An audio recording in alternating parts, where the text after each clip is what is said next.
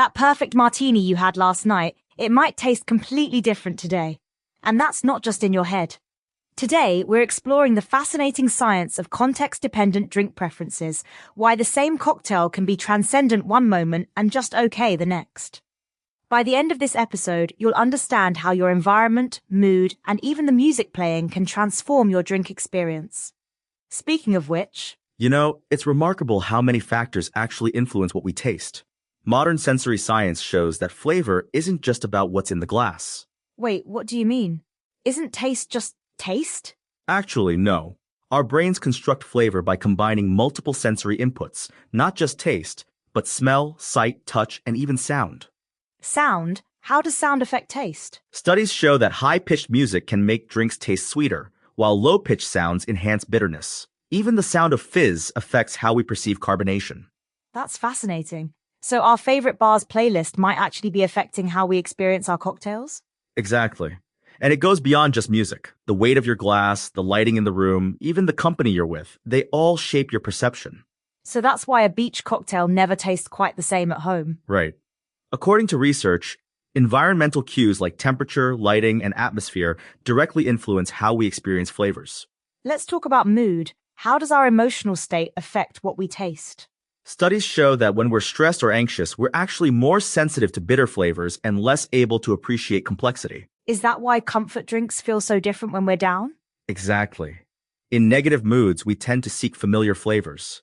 The brain actually processes taste differently when we're emotional. That's incredible. Our brains are literally changing how things taste based on how we feel. And there's more. Japanese culture has a beautiful concept called Ichigo Ichie that perfectly captures this. What's that? It means one time, one meeting. The idea is that no moment can ever be repeated exactly, even with the same drink and same people. So a perfect drink is perfect only once? Precisely. Because its perfection isn't just about the recipe, it's about how it aligns with that unrepeatable moment. That's such a profound way to think about it.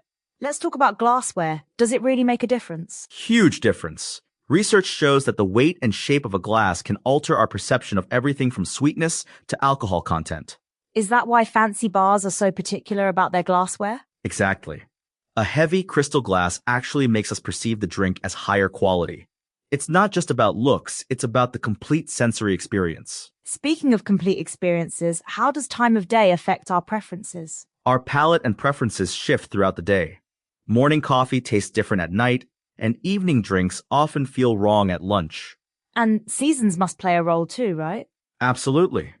In fact, the Japanese concept of shun is all about how flavors belong to specific moments in time. Tell me more about that. Shun means seasonal peak. It's the idea that something isn't just good or bad, it's either right or wrong for this particular moment. That's fascinating. Let's talk about social context. How does company affect our drink experience? Research shows we drink differently in groups. Social settings can actually change our perception of taste and alcohol strength. Is that why some drinks feel perfect at a party but disappointing alone? Exactly. Social energy and shared experiences enhance our perception of flavors. It's called social facilitation. You mentioned earlier about the brain constructing flavor. Can you explain that more? The brain doesn't just detect taste, it actively constructs it by combining sensory input with memory, expectation, and context. So our memories can actually change how something tastes? Absolutely. A drink associated with happy memories can literally taste better because of how our brain processes it. That explains why vacation drinks never taste quite the same at home. Right. And it's not just memories, even your body's state affects taste. Fatigue, stress, even sleep quality change how we perceive flavors. Speaking of body state, you mentioned something earlier about wearable technology. Yes, devices like the Oura Ring can actually track factors that influence taste perception, sleep quality, stress levels, recovery state.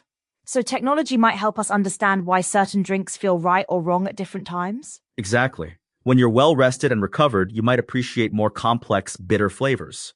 When stressed, simpler drinks often feel better. This is making me think differently about the whole concept of having a favorite drink. That's a great point.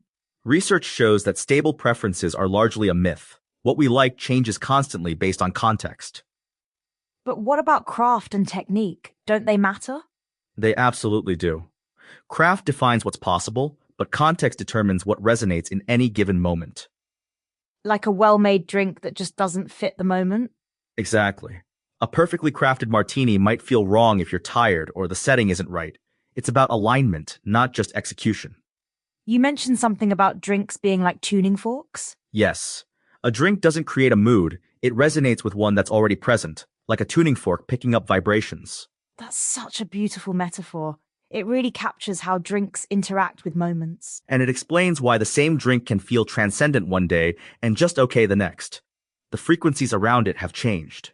This is fascinating. But what about non-alcoholic drinks? Do these principles apply there too? Absolutely. Recent studies show context affects non-alcoholic drinks just as much.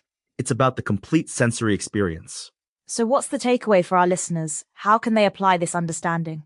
Pay attention to context when choosing drinks. Consider your mood, the setting, your physical state, and what you want from the moment. And maybe let go of the idea that there's one perfect drink for all occasions? Exactly. Embrace the variability.